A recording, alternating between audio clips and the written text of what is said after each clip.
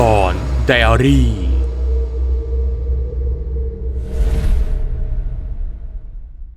ล่าท้าตำนานทั่วไทยไปกับน้ำมันเครื่องอีเดมิสึณหมู่บ้านแถบชายแดน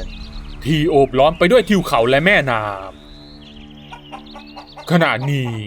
ที่บ้านของผู้ใหญ่แผ่เต็มไปด้วยชาวบ้านจำนวนมากที่มาประชุมกันเนื่องจากพักหลังๆมีผู้พบเห็นกระหังออกอาละวาดที่ทุ่งนาท้ายหมู่บ้านจนทำให้ชาวบ้าน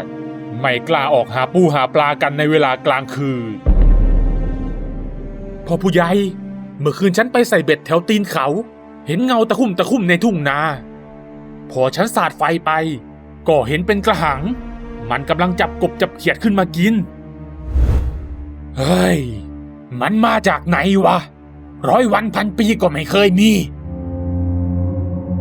ในขณะเดียวกันผู้ผ่าลูกชายคนเดียวของผู้ใหญ่แผ่ได้ล้มป่วยนอนสมมาแรมอาทิตย์แบบไม่ทราบสาเหตุด้วยทุนเดิมที่เขาเป็นคนร่างกายไม่ค่อยแข็งแรงมาตั้งแต่เด็กๆอยู่แล้วหมอปราชญ์หมอยาประจำหมู่บ้านที่บังเอิญเดินผ่านมาเมื่อเห็นกลุ่มชาวบ้านมาชุมนุมกันจึงได้เดินเข้ามาฟังเรื่องราวที่ชาวบ้านกำลังหารือกันไอ้กระหังเนี่ยมันน่ากลัวจริงๆเลยนะว่าแต่ข้าไม่เห็นไอ้ผู้ผาลูกชายผู้ใหญ่เลยมันไปอยู่ไหนล่ะมันป่วยนอนซมมาหลายวันแล้วข้าก็ไม่รู้จะทำยังไงให้ข้าช่วยรักษาให้สิผู้ใหญ่แผนพยักหน้าให้หมอปราชญ์ขึ้นไปดูอาการลูกชาย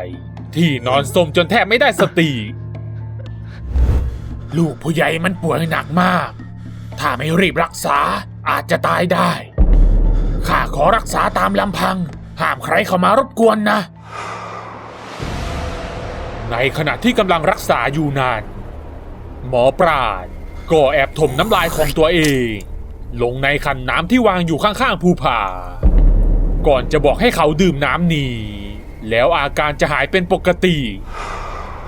ซึ่งภูผาก็ได้ทำตามโดยที่ไม่รู้ว่าตัวเองกำลังจะกลายเป็นทายาทของกระหังในไม่ช้า หลายวันต่อมาภูผามีอาการดีวันดีคืนอย่างน่าประหลาดแต่กลับกลายเป็นคนชอบเก็บตัวไม่สุงสิงกับใครวันนี้ที่วัดของหมู่บ้านมีงานประจำปีซึ่งเป็นการรวมตัวพบปะกันของหนุ่มสาวและชาวบ้านแต่ผู้ผ่ากลับไม่มีทีท่าสนใจเลย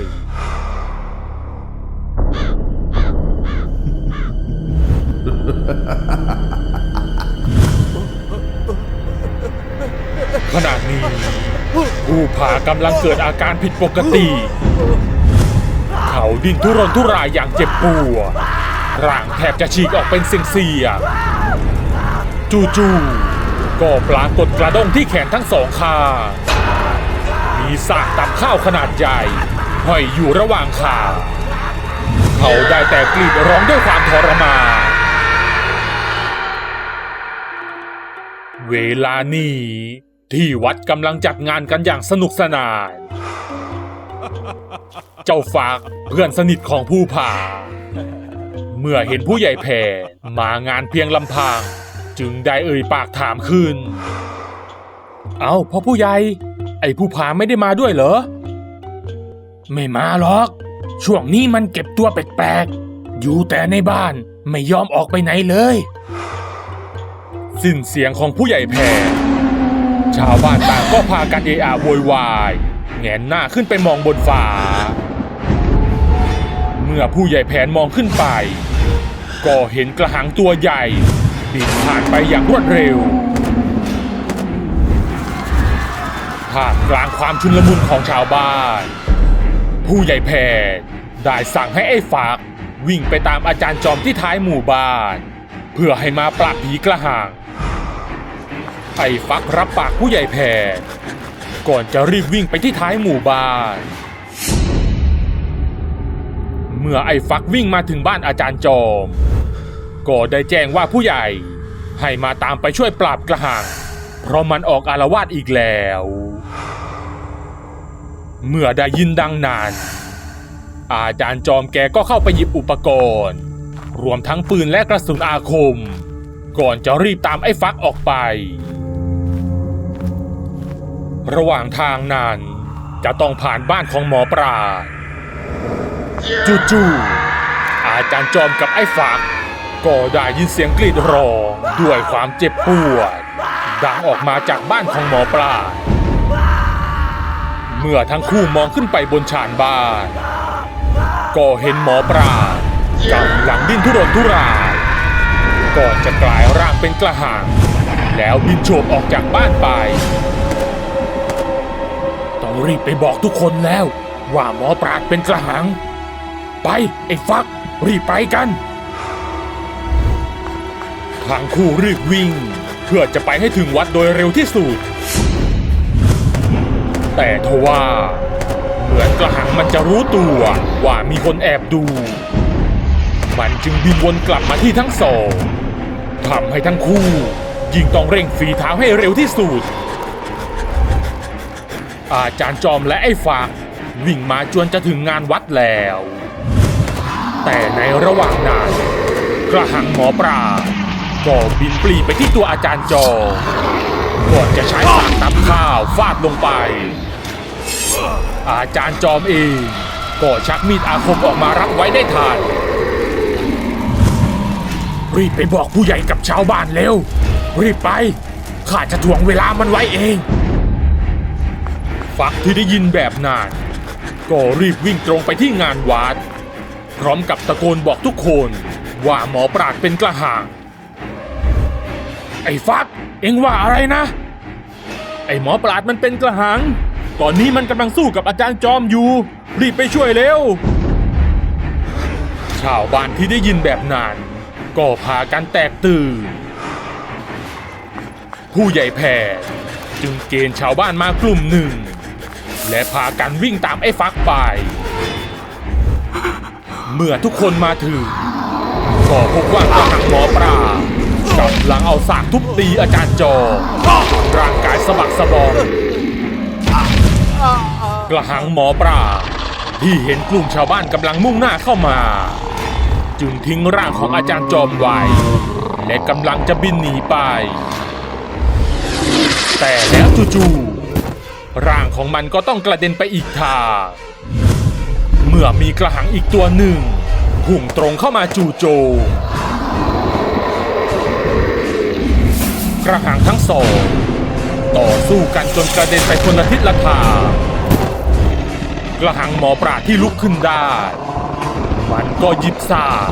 ฟาดเข้าไปที่กระหังนิรนามเต็มแรงจนกระเด็นไปที่กลุ่มชาวบ้านที่ยืนมุงดูอยู่ไอ้ภูผาเอ็งเป็นกระหังงั้นหรือพ่อยังไม่ทันที่จะได้พูดอะไรต่อกระหังหมอปราดก็บินโฉบตรงไปที่ชาวบ้านเพื่อหวังจะทำร้ายกระหังภูผาจึงรีบบินไปดึงกระหังหมอปราดเอาไว้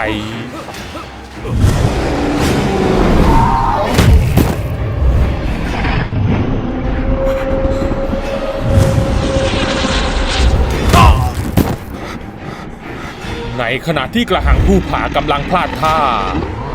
พลันก็มีเสียงปืนดังขึ้นกระสุนจากปืนของอาจารย์จอม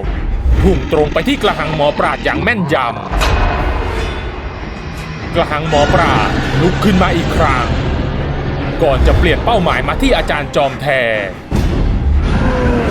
มันกระโจนไปที่อาจารย์จอมอย่างรวดเร็วแต่หมอผีที่เตรียมท่าไว้อยู่แล้วก็ยกปืนที่บรรจุกระสุนอาคมขึ้นก่อนจะลั่นไกออกไปกระสุนอาคมฝังเข้าไปที่กลางอกของกระหังเสียงกรีดร้องดังไปทั่วบริเวณก่อนที่ร่างนั้นจะลุกไหม้อย่างรวดเร็ว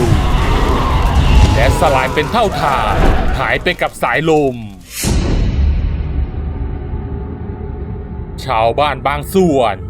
วิ่งไปประคองอาจารย์จอมที่บาดเจ็บสาหัสส่วนผู้ใหญ่แผ่และชาวบ้านที่เหลือก็กลูกันเข้าไปที่กระหังภูผาซึ่งตอนนี้สะบักสะบอมเป็นอย่างมากไอ้ภูผาทำไมเองกลายเป็นกระหังไปได้พ่อข้าไม่ได้อยากเป็นกระหังเลยแต่ไอ้หมอปราดมันเอาน้ำลายผสมน้ำให้ข้ากินพ่อรีบทำลายร่างนี้ซะข้าไม่อยากเป็นผีร้ายอีกต่อไปแล้วเอ็งพูดอะไรวะข้าจะหาทางรักษาให้เอ็งหาย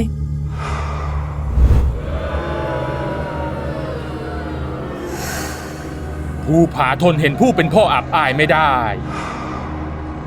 เขาได้พยายามลุกขึ้นด้วยความกระเสือกกระสนก่อนจะบินหายไปทางหลังเขาหลังจากนั้นหมู่บ้านแห่งนี้ก็ไม่เคยปรากฏกระหังออกมาอาละวาดอีกเลยติดตามเรื่องหลอนๆตอนต่อไปน้ำมันเครื่องอีเดมิสึจัดให้ก็จบไปแล้วนะครับกับเรื่องภูผากระหังหนุ่มจอมขมังเวทหวังว่าจะชอบกันนะครับใครที่มีเรื่องราวที่น่าสนใจที่อยากให้ทีมงานนำมาทำเป็นแอนิเมชันก็สามารถส่งเข้ามาที่แฟนเพจหลอนไดอารี่ได้เลยนะครับถ้าชอบคลิปนี้ก็อย่าลืมกดถูกใจและกดติดตามหลอนไดอารี่ทางช่องทาง Facebook และ YouTube เพื่อจะได้ไม่พลาดคลิปใหม่ๆอีกมากมายและเป็นกำลังใจให้ทีมงานทำคลิปต่อๆไปด้วยนะครับขอบคุณทุกท่านที่เข้ามารับชมครับ